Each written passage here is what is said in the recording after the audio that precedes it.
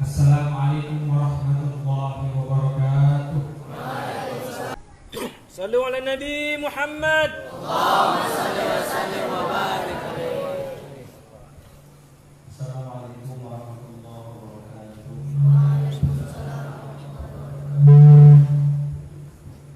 Alhamdulillah, alhamdulillahi rabbil alamin, wassalatu wassalamu ala sayyidina Muhammadin wa ala alihi wa sahbihi ajma'in.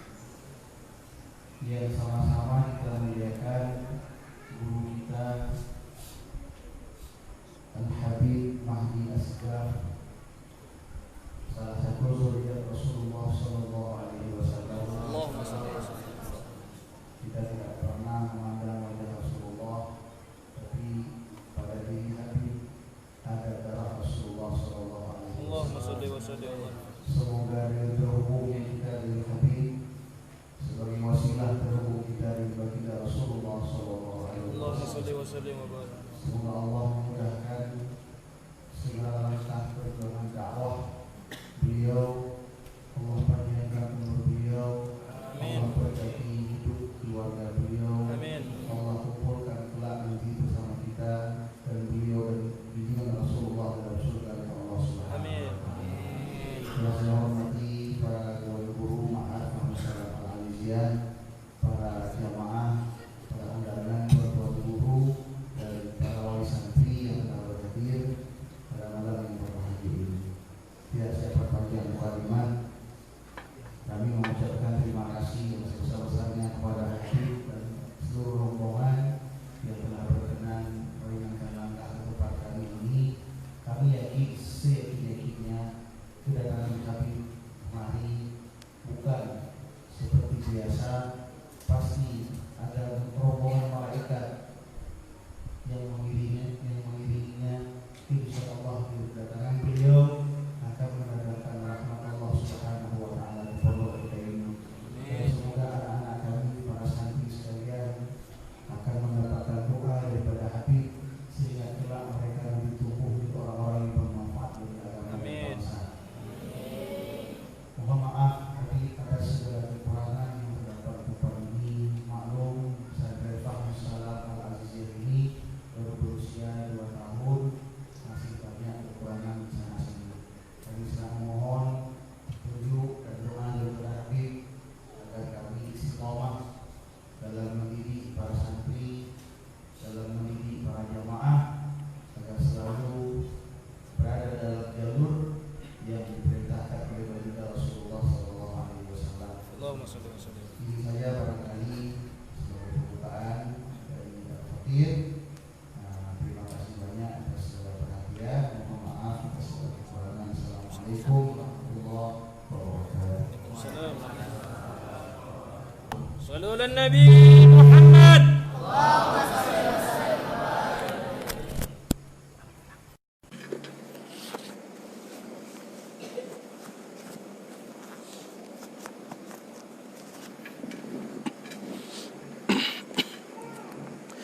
Bismillahirrahmanirrahim. Assalamualaikum warahmatullahi wabarakatuh. Alhamdulillah. Wassalatu wassalamu ala Rasulillah Sayyidina wa habibina wa maulana Muhammad ibn Abdullah wa ala alihi wa sahbihi wa man walah. Wa la hawla wa la quwwata illa billahil aliyyil azim. سبحانك لا علم لنا إلا ما علمتنا إنك أنت العليم الحكيم وقل ربي اشرح لي صدري ويسر أمري واحلل عقدة من لساني يفقه القول ولا حول ولا قوة إلا بالله العلي العظيم اللهم صل وسلم على سيدنا محمد طب القلوب ودوائها وعافني أبداني وشفائها ونور الأبصار وضيائها وقوت أرواح وجدائها وعلى آله وصحبه وسلم أما بعد.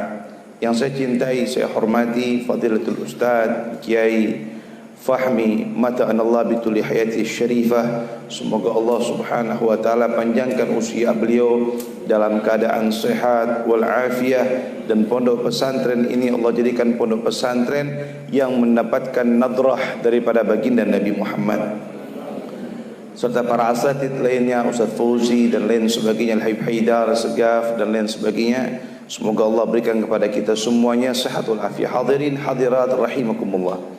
Alhamdulillah, puji dan syukur kepada Allah Subhanahu wa taala yang pada malam hari ini Allah berikan kepada kita nikmat yang begitu banyak. Nikmat iman, nikmat Islam, nikmat taufik. Allah berikan juga kepada kita nikmat talibul ilm. Allah berikan kepada kita nikmat al-hub. Ini semua nikmat yang besar setelah nikmat iman dan Islam. Sama kita ketahui nikmat yang paling besar, nikmat yang paling afdal adalah nikmat iman dan Islam. Setelah nikmat dua ini, ada kenikmatan yang tidak Allah berikan kecuali hanya orang-orang yang memang Allah kehendaki dan Allah pilih. Bahkan hanya orang-orang tertentu saja dari sekian orang yang mengucapkan, mengikrarkan diri sebagai seorang mukmin atau seorang muslim. Apa nikmat tersebut? Pertama, nikmat al-hub, nikmat cinta. Cinta kepada siapa? Cinta kepada Allah, cinta kepada nabinya, cinta kepada pewaris Nabi, cinta kepada segala macam yang terkait kepada baginda Nabi Muhammad. Karena segala macam yang berkaitan dengan Nabi Muhammad memiliki makna yang luar biasa. Kullu syai'in yata'allaqu bin nabi ghali wa syarraf. Semua yang berkaitan dengan baginda Nabi Muhammad akan memiliki nilai yang mahal, juga memiliki kemuliaan yang tidak ada duanya. Kita dijadikan oleh Allah Subhanahu wa taala sebagai umat baginda Nabi Muhammad yang Allah sanjung dalam Al-Qur'an, kuntum khairu ummatin ukhrijat linnas, ila akhir ayat. Kita ini sebaik-baiknya umat yang Allah siapkan untuk umat di antara yang lain, atau di antara umat yang Allah ciptakan yang lain adalah umat Nabi Muhammad yang paling afdal, yang paling baik. Bukan karena kitanya.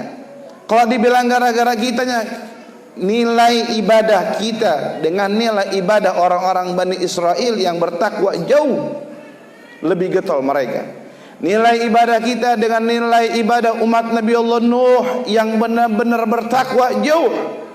Nilai ibadah kita dengan nilai ibadah umat Nabi Allah Ismail, umat Nabi Allah Ibrahim, umat Nabi Allah Isa yang saat itu bersama mereka jauh dan sangat tertinggal.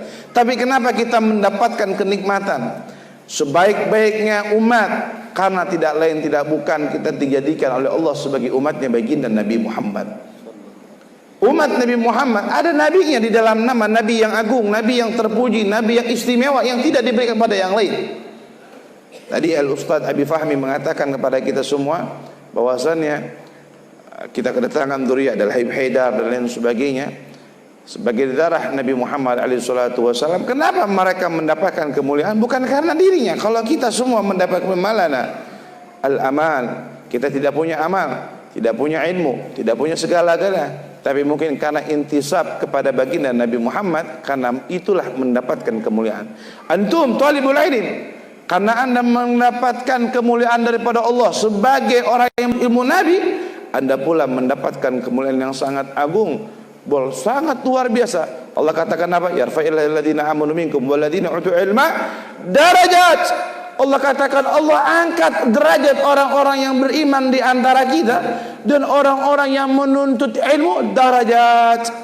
Dengan jamaah kita nggak tahu berapa derajat. Dia katakan para ulama antara satu derajat dengan derajat yang lain masiru khumsumi'atin am, membutuhkan perjalanan 500 tahun daripada perjalanan yang ditempuh satu derajat ke derajat yang lain. Ini Allah katakan dengan kalimat darajat. Ini kenikmatan yang sangat agung. Apa semua itu semua? Karena baginda Nabi Muhammad sallallahu alaihi wasallam. Makanya alhamdulillah di malam ini Allah kasih nikmat kita karena al-hub. Tidak mungkin kita berkumpul di sini kalau bukan karena mahabbah kepada Allah dan nabinya. Tidak mungkin juga kita sampai ke tempat ini atau al-fajr sampai ke tempat ini kecuali diwasilakan karena kecintaan lewat baginda Nabi Muhammad sallallahu alaihi wasallam. Mudah-mudahan kita minta pada Allah, tidak pulang, tidak bubar, tidak bangun dari tempat ini kecuali Allah ampunkan dosa-dosa kita, Allah maafkan kesalahan kita, Allah kabulkan hajat-hajat kita. Yang sedang menuntut ilmu, Allah jadikan seorang ulama yang amil, seorang ulama yang mengamalkan ilmunya, yang bermanfaat ilmunya, yang dapat dibanggakan dan membanggakan baginda Nabi Muhammad. Amin Allahumma. Salawat serta salam tercurahkan, terhaturkan kepada junjungan alam, tidak lain tidak bukan panutan, kekasih, idola, yang mana Allah katakan kuntum. Allah katakan di dalam Al-Quran bahwa Allah katakan apa? Laqad kana lakum fi Rasulillahi uswatun hasanah. Sungguh tertera pada diri baginda Nabi Muhammad al-uswah. Apa itu uswah? Allah enggak bilang al-akhlaq, Allah enggak bilang adab, tapi Allah bilang adalah uswah, contoh dalam segala hal. Seorang mau jadi murid yang baik, contoh Nabi Muhammad. Seorang mau jadi ulama, seorang menjadi pendidik yang baik, contoh Nabi Muhammad.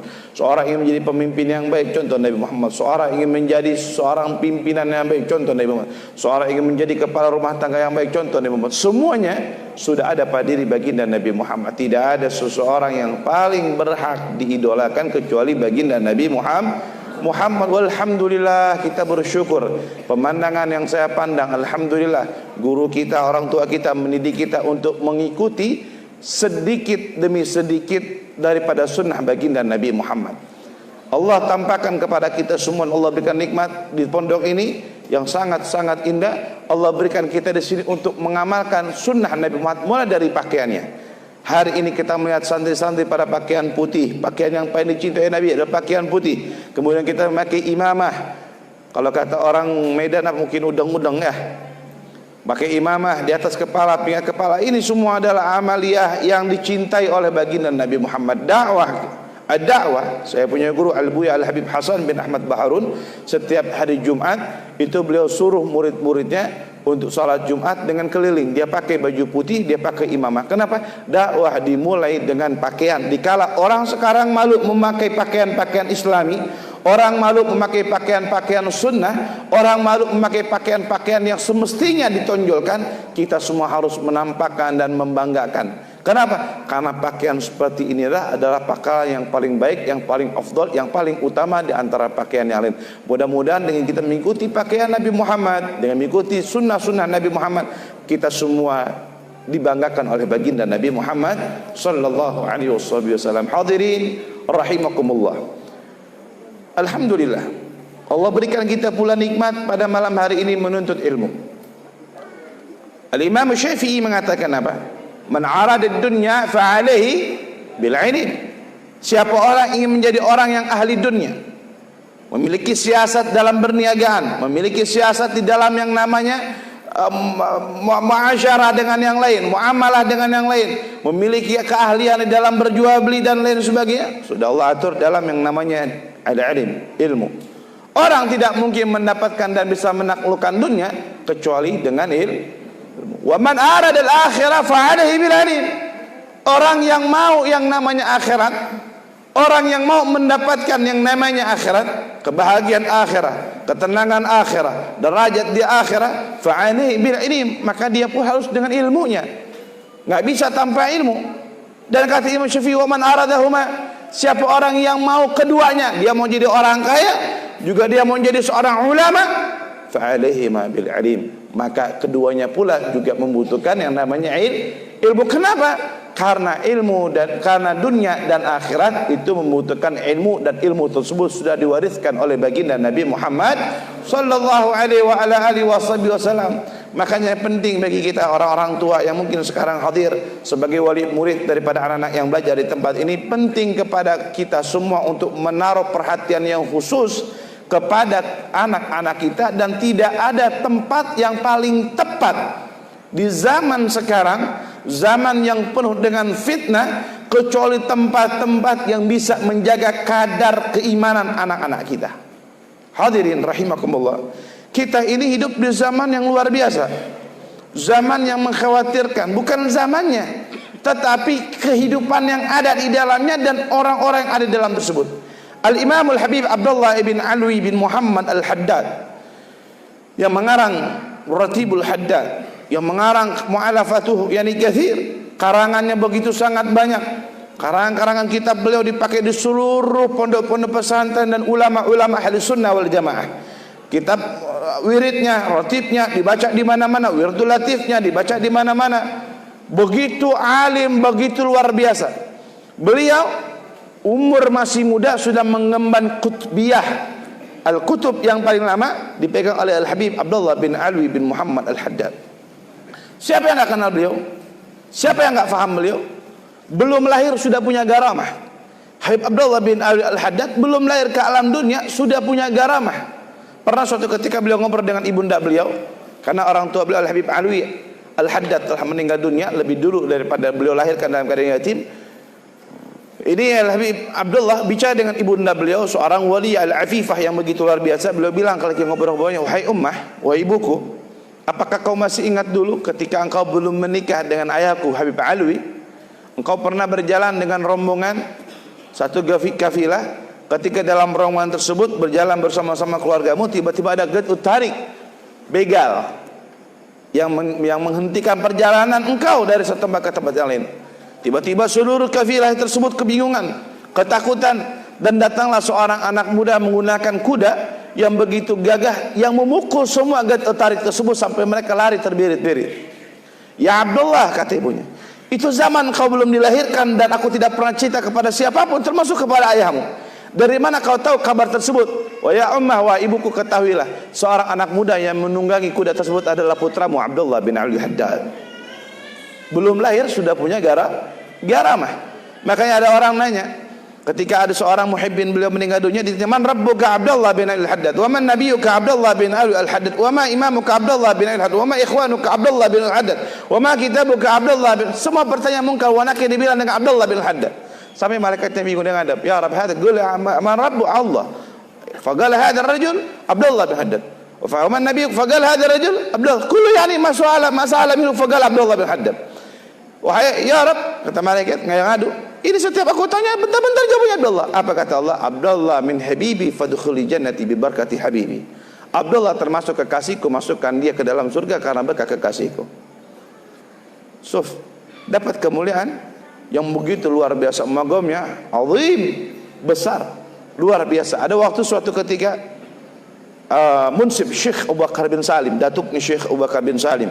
Kalau kita tahu Habib Umar bin Hafid, nah itu kakek-kakeknya beliau yang pertama kali dijulukin Syekh Abu Bakar bin Salim. Punya cucu atau anak atau cucu, sebutnya munsib, yang dituakan di keluarga Syekh Abu Bakar bin Salim. Suatu ketika Habib Abdullah punya majlis beliau rame. Beliau ini matanya nggak bisa melihat, buta. Habib Abdullah itu buta dari kecil karena panas yang tinggi, matanya buta. Suatu ketika majlis beliau rame.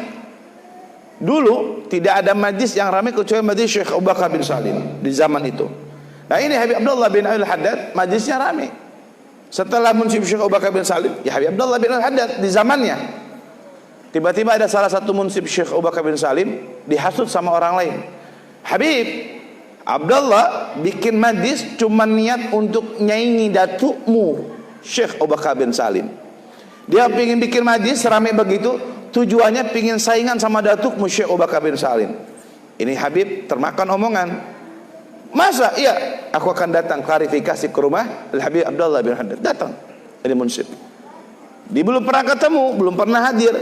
Waktu datang mata Habib Abdullah bin Haddad itu buta, disuguhilah kopi. Ketika diberikan kopi sama murid Habib Abdullah, atau Habib Abdullah berikan kopi kepada Syekh Abu Bakar bin Salim, mau diminum. Mungkin karena ngobrol yang lama, ngalur sini, ngalur situ, mau diminum.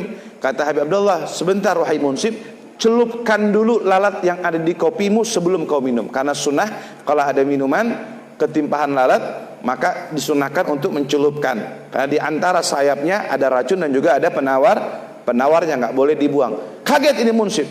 Ini Habib buta, tapi tahu ada seekor lalat di dalam minumannya.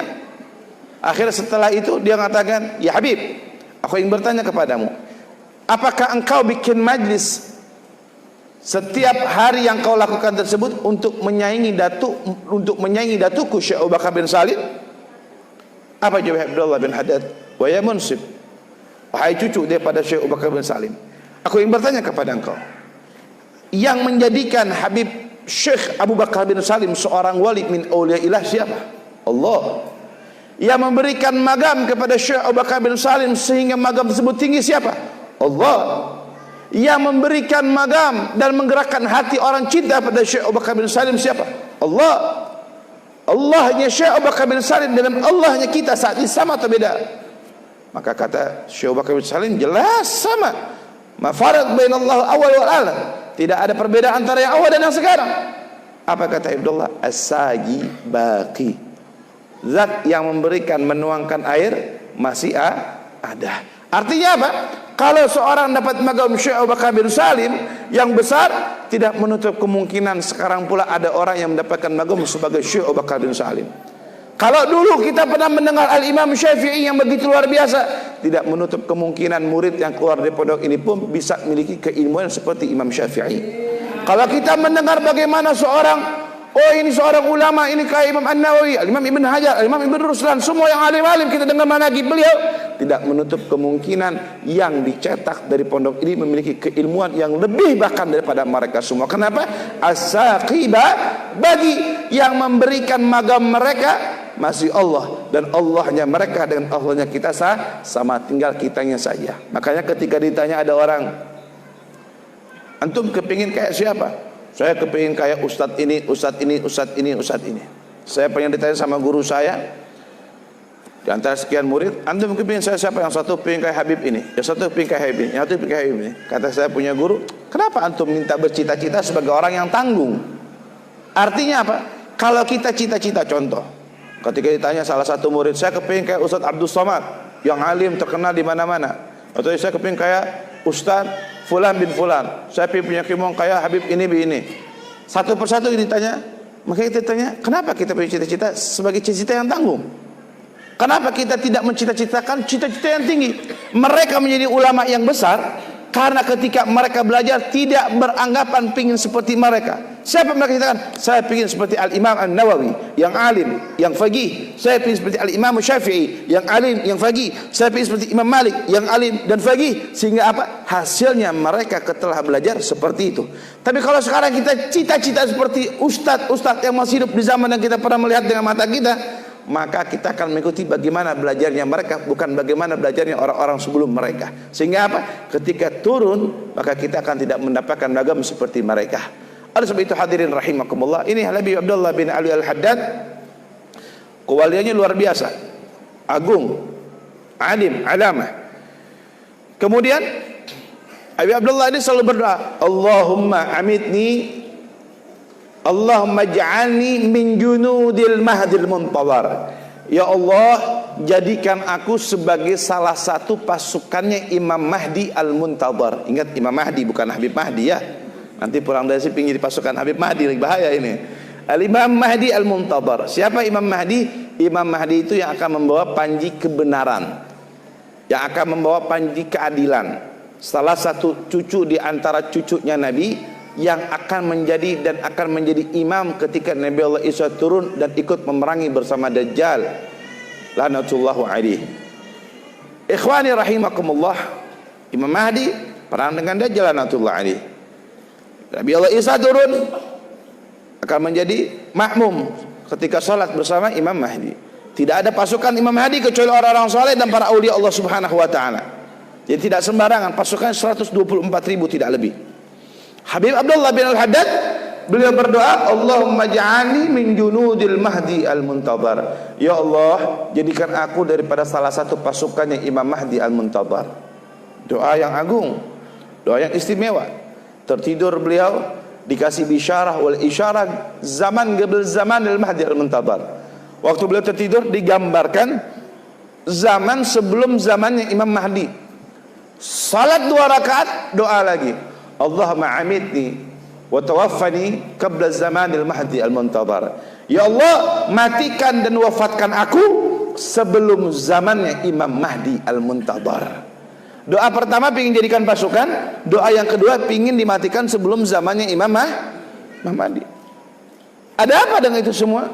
Ternyata sekelas Habib Abdullah bin Ali bin Muhammad Al-Haddad yang punya magam luar biasa seperti itu tadi yang saya ceritakan, khawatir akan fitnah di akhir zaman yang akan menimpa umat muslim saat tersebut. Wa nahnu na'ishu fih. Sedangkan kita hidup di zaman tersebut. Mau nggak mau kita ada di zaman. Ini zaman yang ditakutkan oleh Habib Abdullah bin Al-Haddad. Ini zaman yang dikhawatirkan oleh para ulama-ulama as-salih.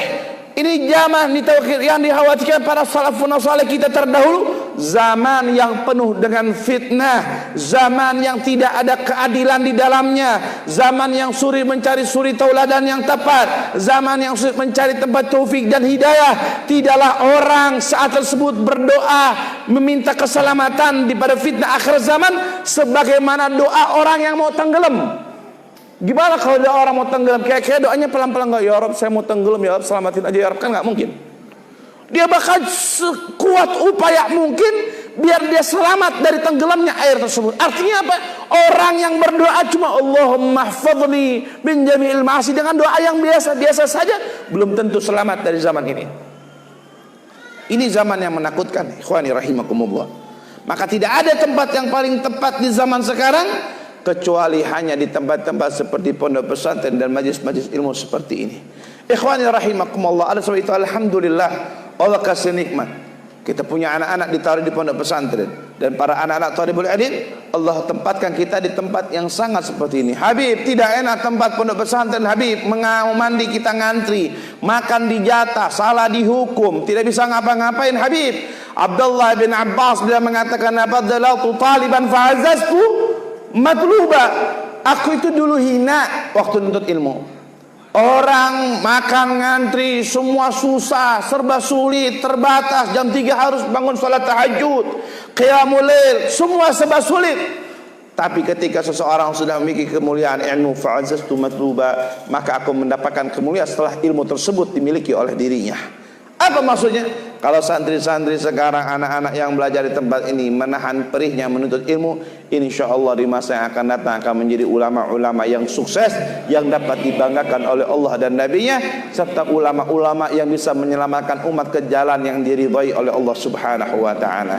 Nah, kepada para santri yang sedang belajar, jangan belajar tanggung-tanggung. 10 tahun yang akan datang Anda bakal jadi apa, atau 20 tahun yang akan datang Anda akan bakal jadi apa, tergantung saat Anda di pondok pesantren ini. Kalau sekarang belajarnya santai, belajarnya malas-malasan, nggak mau menghafal mutun, nggak mau menghafal hafalan matan, nggak mau menghafal kitab, nggak mau murajaah kitab, maka 10 tahun 20 yang tahun yang akan datang akan menjadi mustami', hanya menjadi seorang pendengar saja. Tapi kalau Anda benar-benar belajar sungguh-sungguh, menghafal mutun, muraja'atul kitab, bahthul mathail dan lain sebagainya, saya yakin 10 tahun yang akan datang Anda yang akan duduk di bangku ini dan meneruskan apa yang dilanjutkan oleh guru kita Kiai Fahmi.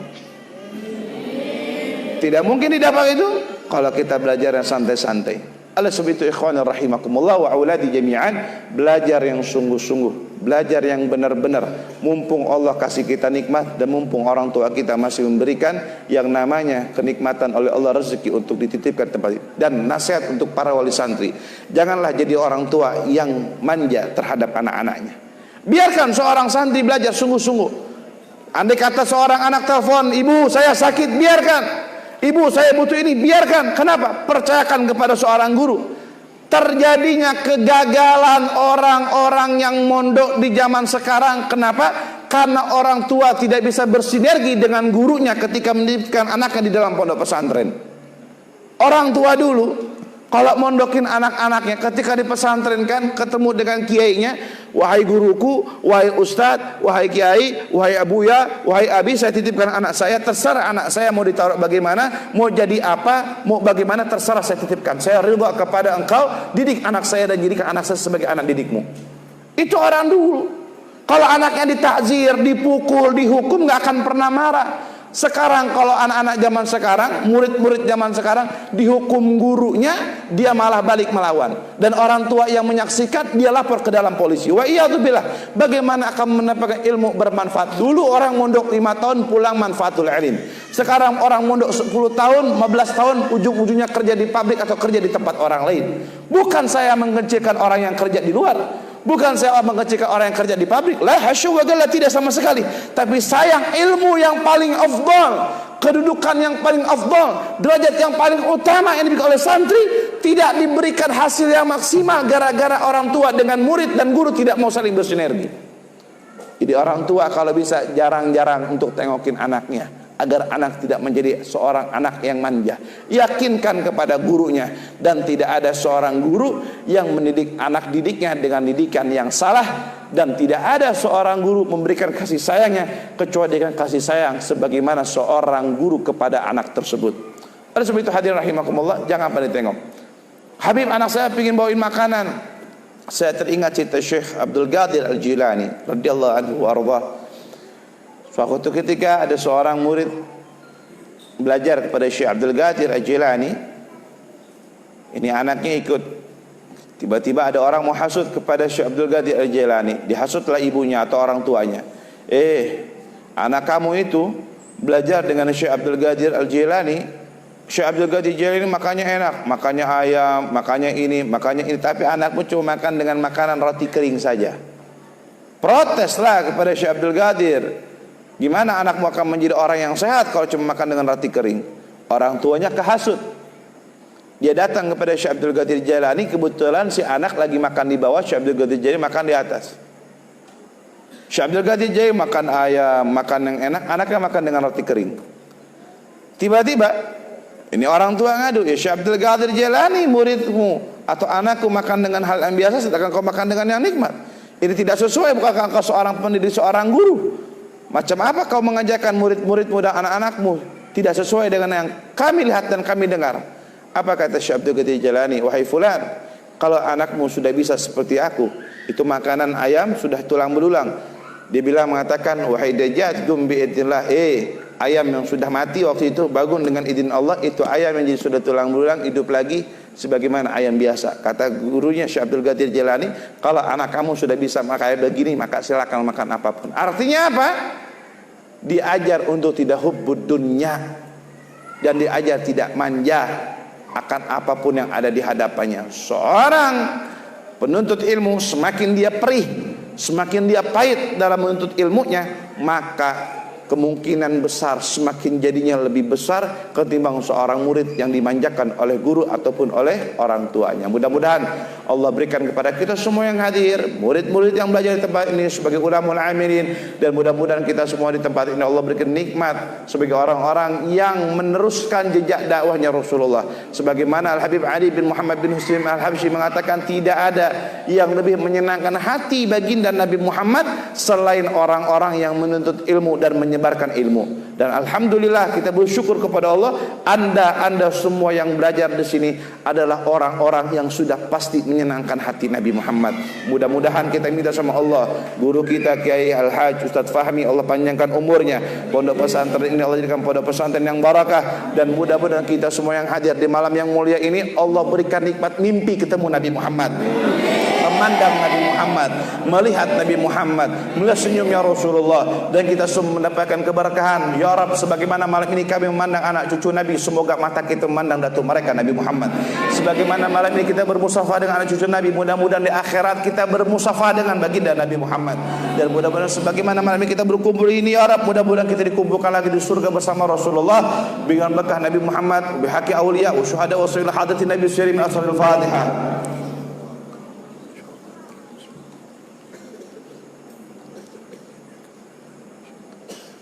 Siratal ladzina an'amta 'alaihim ghairil maghdubi 'alaihim waladdallin. Rabbighfirli. Amin. Jazakumullah khair. Mungkin ini yang dapat Al-Faqir sampaikan, mudah-mudahan sedikit membawa manfaat, dan saya ijazahkan kepada semua yang hadir apa yang saya dapat ijazah daripada pembaca Maulid Syimtud Durar, Qiraatul Aurat, Ratibul Haddad, Ratibul Atas, Aurat Wirdu Syakran, dan lain sebagainya. Sebagaimana guru-guru saya mendapatkan ijazah tersebut, saya ijazahkan kepada yang hadir sini dan tulab ini untuk membaca dan mengamalkannya. Fagul gabiltu ijazah, ajastugum fagul gabiltu ijazah. Jazakumullah khair. Wassalamualaikum warahmatullahi wabarakatuh.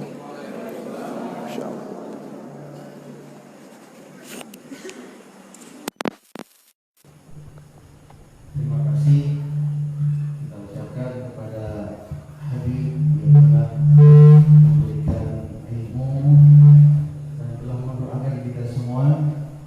Semoga Habib memandang kita dengan pandangan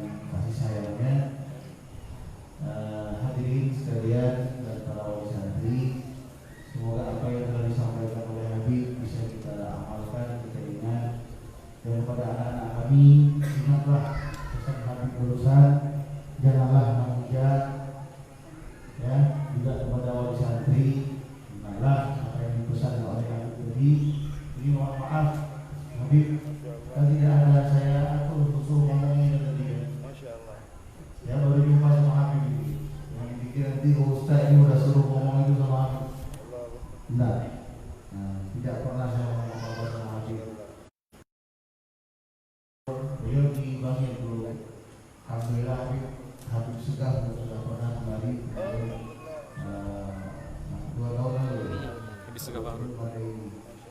Alhamdulillah di sini kemarin pas Habib sebutkan di Jawa, Masya Allah sudah semakin dekat.